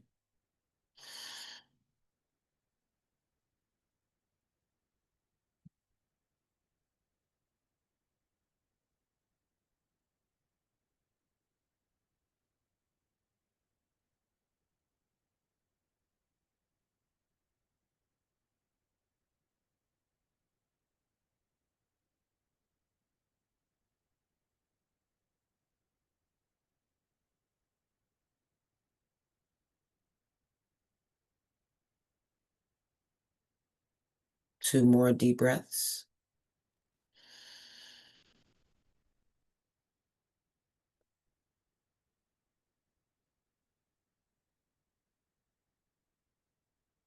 Make this last deep breath as big as possible.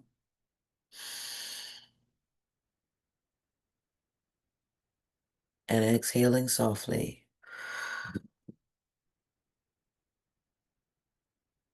Great job. We're going to move on to fast. For this breath, I want you to pull the air in, pulling in the nostrils really tightly and pushing the air out like a cough. 2 more times, pulling the air in sharply and pushing out. Really big breath. Last one, pull the air in and push it out like a cough. Engaging that core. We're going to move on to fast, pulling the air in and releasing loudly. 2 more times, pull the air in.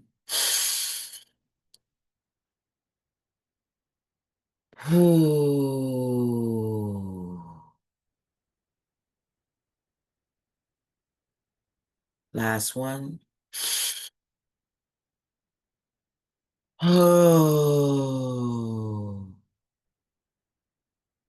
Really drop that jaw. Allow whatever sound that your body wants to make to come out and release that tension. Take 2 calming breaths.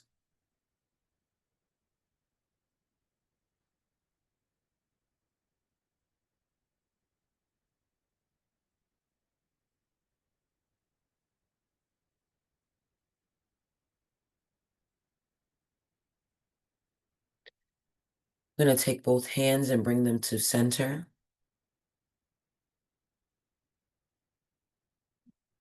Allow your body to start to move however it needs to, wherever you're called to move, be it your toes wiggling, your shoulders moving up and down, your neck swinging back and forth.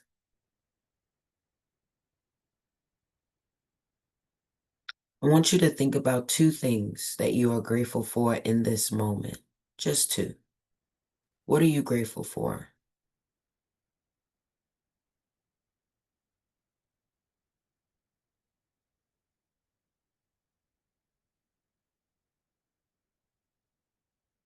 Taking those 2 calming breaths. and repeat after me. Thank you, self, for taking the time to come see me today. I appreciate you. I love you. I need you. And we got this. I want you to think about one thing that you are going to commit to do today for yourself.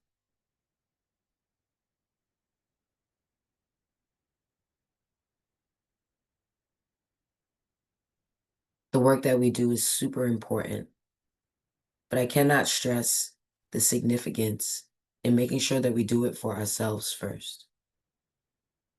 So often, youth leaders are in a space of service, fulfilling their purpose. But our performance also depends on the level of poise that we have to navigate difficult challenges. In order to do that successfully for others, we must first do it for ourselves. Mental hygiene is the daily work that we do to navigate old and hard thoughts, heavy emotions, and clouded energies. So it's super important that we have this practice, whether it's breathing, whether it's journaling, whether it's prayer or meditation. Finding ways to every day clean our mind, to think about the things we're grateful for, to be still and present, and most importantly, to be committed.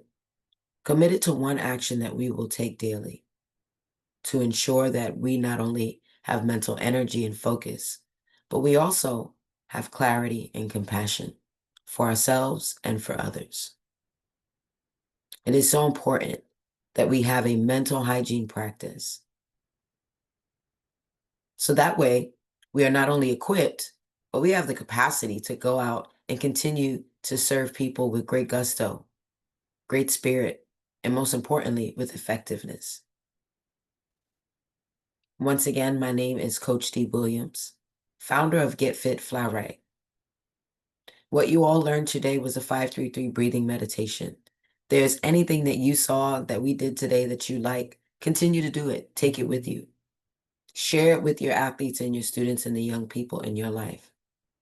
3 to 5 minutes a day of any type of mindfulness or wellness activity can be the big difference between our young people feeling alone and feeling like their emotions are safe to express. Once again, my name is Coach D. Williams. It has been a pleasure working with you all today. Get Fit, Fly Right. If you're interested in connecting, we would love to find out where there's some synergy and future opportunities for collaboration. It takes a village, and I thank you all for the work that you do. Thank you.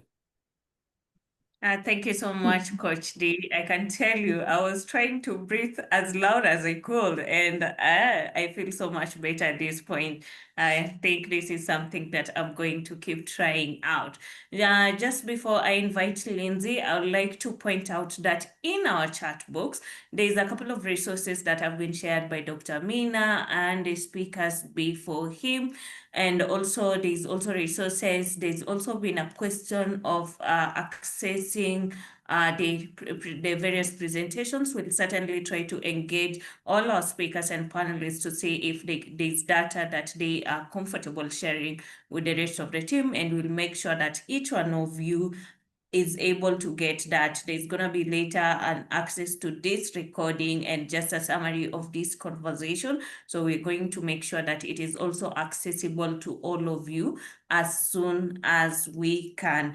Thank you so much for having us. We're going to keep having this conversation. As I've mentioned, this is just a pause. It is not the end. We are just starting. And with that, I have been your co-host, Teresa Mliro, CEO, founder, Empowerment Pathways Alliance, also an upcoming author. My book, Dear Black Girl, is going to be released in the first quarter of 2026. It highlights the societal effects and just in terms of Dear Black Girl, what that has been, what has shaped us, and also the societal expectation of us wanting to always be strong, and we are carrying family burdens and also navigating the space, because certainly we don't have opportunities as our dear men. So don't think you're left out. It is a conversation that we are starting. So this is a very exciting. Feel free to connect with me on LinkedIn at Teresa Mliro or any other social media platform for YIDP. You can connect with YIDP via the chat link that was shared. You can also reach out on our emails at yidp@.org, and then you can also reach out to very specific individuals in YIDP, including our CEO. His email is cdundo@yidp.org. My email is timliro@yidpk.org, and the rest of the team on social media, you find us at YIDP. Also take note of our partners, Triple H, and thank you to everyone, Triple I Foundation, and thank you to everyone who has participated and the various representations of various organizations. We've sure collected a lot of information. We will be circulating that, and let's continue this conversation in our chat box on social media. And as I hand it back to Lizzie, I just want to brag that I have a point. You see, I attended the session in person, so that is a win for me. And you're gonna see some That amazing is photos on definitely, that's definitely a win for you. And I think when we started off in the morning, we were over 90 people. And yeah. ideally, what Collins does, he only saves the best for last year, because this exercise with Coach D, I had no idea about it. Coach D, this was just as a surprise as I didn't see that on the program. So I'm super excited, because when I was doing this and talking to myself and saying, I appreciate you, I love you, thank you for coming today. I mean, these are words that you are supposed to get used to telling yourself, because when you wake up, you go through a lot. And there's a time you just need to tell yourself, you showed up, that's more than enough. But I'll be a bad person if I ignore Georgina's hand. It's been up for a couple of minutes now. Georgina, is it an insight before I hand the discussions over to Collins? Thank you, Lizzie. For me, it was in line with the clarification I had given. Is it to say that sports psychologists receive a different kind of training that's not the same as the ones that we have? This will really advise in terms of planning better. And this is a very good Yeah. conversation. Thank you for organizing this. Yes, Georgina, it's like asking whether a general practitioner and a gynecologist receive two different training. Yes, ideally this one specializes on sports injury and stuff. And the other one is more well-rounded, yes. But we'll get the doctor to also share more details around that. And we'll send it across to you. But it would also be wise to talk to her on one-on-one. I mean, we understand we're not meeting the threshold of, patient to psychology support, but it's amazing that we only have 2 sports psychologists. It's quite a scary number. But yeah, we'll keep you in touch with the doctor so that you can pick that up for more clarification. Well, ladies and gentlemen, it's been a good day. We started off well in the morning. I can honestly tell you, after Coach D's exercise, what I'm going to do is I'm going to take a 3-hour nap before I wake up and figure out how my weekend is going to be. So thank you, Coach D, for that. And the reason why we've been hosting this discussion is because it was an idea, a dream that has been manifesting over the years. And we've had so much engagement as a YIDP from last year, previous years, and also mini series webinars that I'm pretty sure majority here have attended, discussing, sports, wellness, mental health, you name it. And this was only possible because of the vision and the constant push from the CEO and the founder of YIDP, and he's going to let us know what the final call, because I've been on my bum for the last God knows how many hours. There must be a final call after this discussion. So Collins, please let us know, out of the collective discussion that we have from morning, what is the final call to action? Over to you, and thank you very much. And on behalf of Naso based in Arusha, Tanzania. Thank you for having us as partners, and we appreciate the partners who also made this particular discussion possible. Over to you, Colin.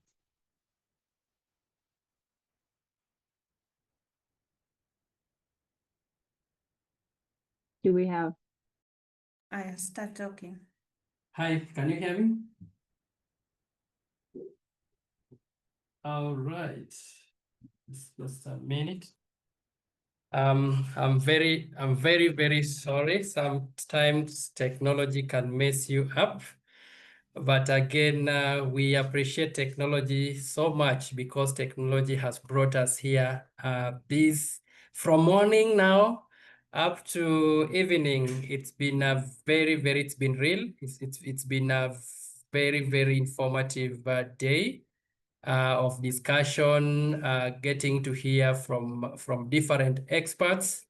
And I will want to applaud everyone again who took their time to be part of this important discussion, especially our partner, because we've since we started the summit or the engagement, we started from hearing different perspective from NACADA, different perspective from ISAP, different perspective from sports medicine, UNESCO. Now towards the end, getting to hear from III, getting to hear from FVPA. This is something that is really very important. The kind of knowledge that we've gathered here today, it's a very important knowledge that we as YIDP will do and put much effort and also come up with a report that we will share with the team.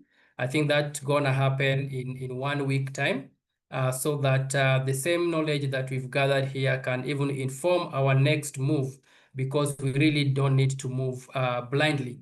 So on behalf of Youth Initiative Development Program, together with our partners, I would like to extend a warm and deepest sincere gratitude to our partners. And the world class, I hope you are hearing me. Okay, and the world class of experts that we've had today. And most importantly, to our delegates who took their time and be a part of this. Imagine you joined from over 30 countries, and from morning we were at 99.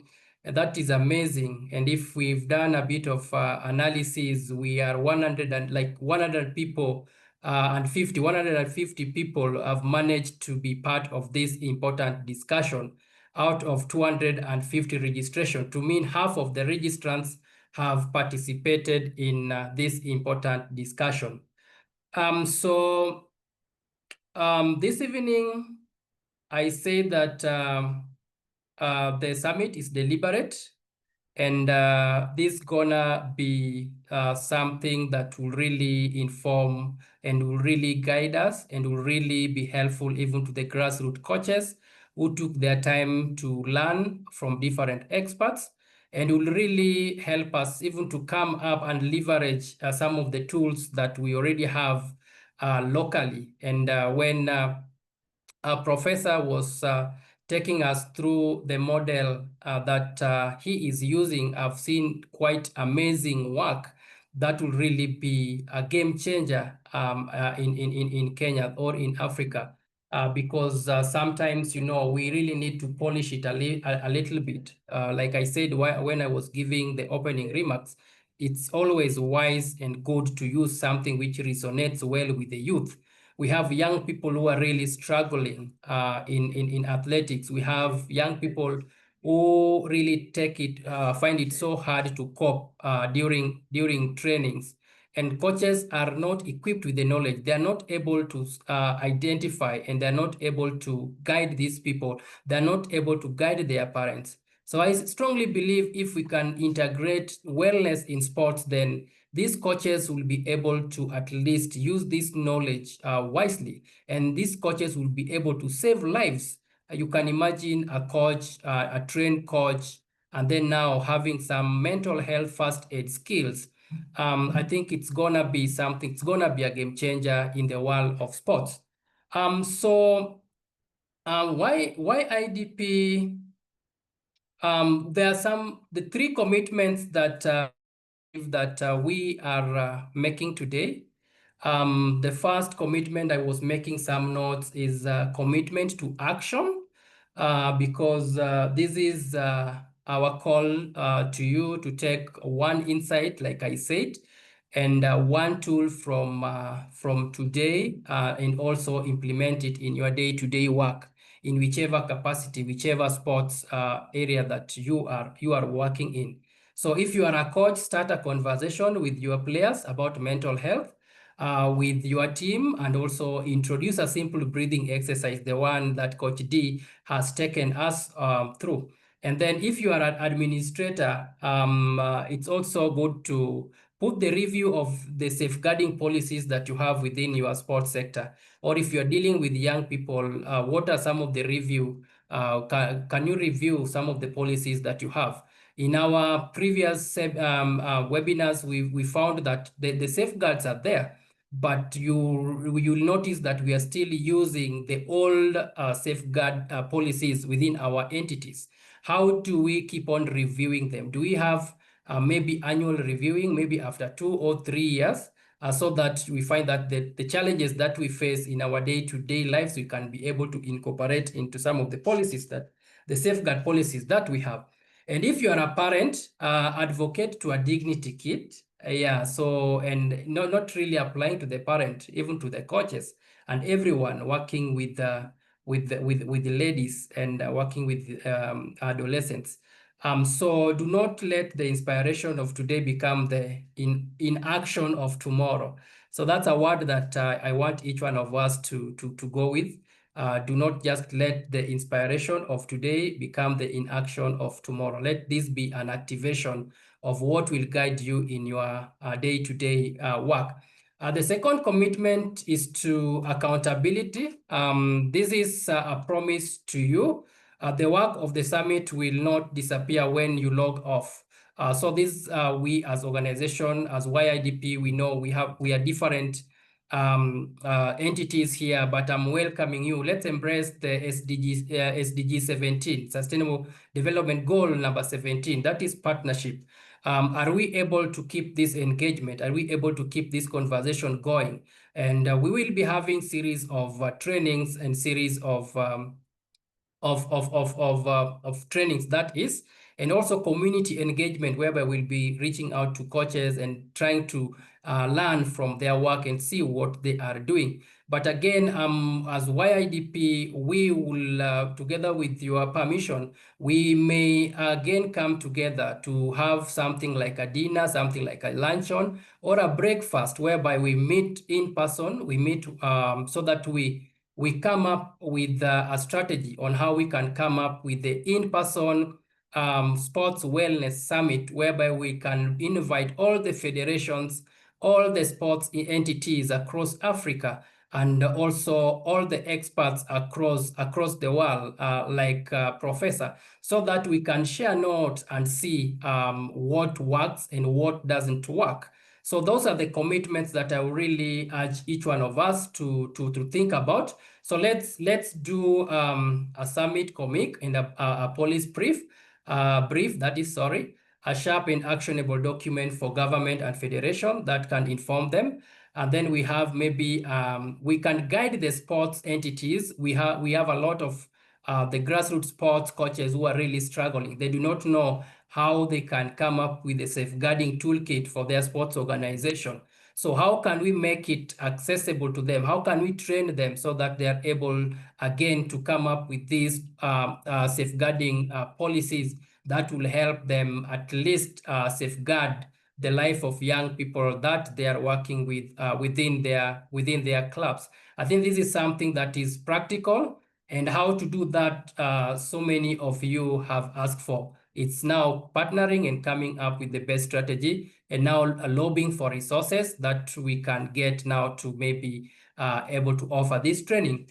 And also the third one is the third point under the second commitment is a directory of the African Athlete Wellness Network. I think we've already started building up a network, and we've already created a WhatsApp group.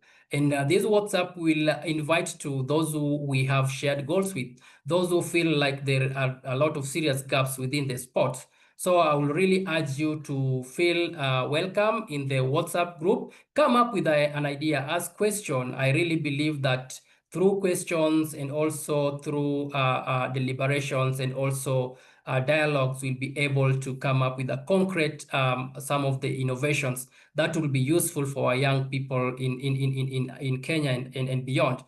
The third commitment is continuation. So the continuation, this is a shared journey. This summit was not a one-off event. It was the launch of movement. We will continue to convene several, like I said, several events to train, and also we'll also do community tournaments and also to advocate. We already planning for a 2-day implementation focus summit next year. I think you saw a poster that we put on our screen, but I encourage each one of you to be able to reach out to us, and we will also reach out and see how can you support. Maybe you are able to give us a venue for this event. You are able to maybe sponsor this in-person event. That will be something that we will appreciate, and we'll be able to build up a coalition of team who are having these at heart, so that we are able to save so many lives of the young athletes to enable them thrive within their community. Like I said, while I was starting, I began my own journey in sport as a young athlete with a dream. But again, the path was reshaped, but it led me to a more profound purpose. So right now you can see I'm having a lot of calls, a lot of innovations, so that I am able to help a young athlete. I did not make it, but I strongly believe I am able to make a young athlete make it. So let's keep that moving, and let's keep that to be what is guiding us. So despite the fact that I could not make it because of some of the challenges that was contributed by, no, I was not able to get a necessary health support, but I'm now able to have a voice that will speak out to these young people that are really struggling and are at the edge of giving up, that it is possible and we can make a foundation that will enable them thrive. So let us live here today and become the architects of a new legacy, a legacy where our every young African athlete is not just trained to win, but it's a nurtured to thrive as a resilient champion for life. Thank you so much. And the work has just begun. So you expect from us a lot of communication. And also, if you have resources that you really feel will be a game changer towards our journey, feel free to share it with us through the contacts that my colleague Teresa Muliro had earlier shared. And if you have some events that you feel like we can be of help to give grassroots perspective on how the challenges the young people are facing in the grassroots, and how the innovations that we've already come up with that we really feel gonna be a game changer in the community. So with that few remarks, I'll put this summit to a close. On hold.